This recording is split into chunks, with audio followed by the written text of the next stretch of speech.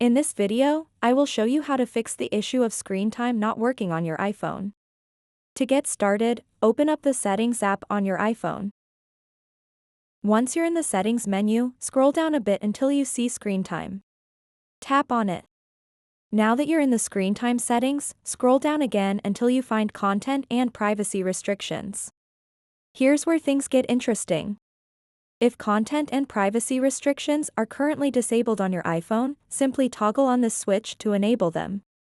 If they're already enabled but still not functioning as expected, try toggling that switch off first.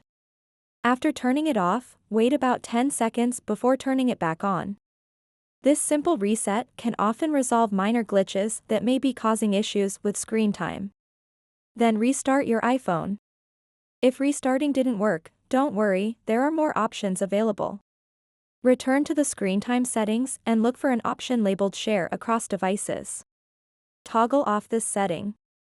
This feature allows screen time data to sync across devices using the same Apple ID.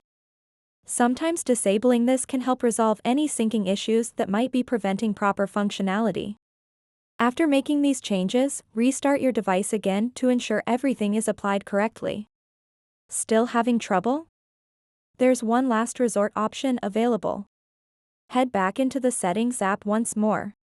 Scroll down a bit and tap on General. Now scroll all the way down to find Transfer or Reset iPhone, then tap on it. From there, select Reset, followed by Reset All Settings.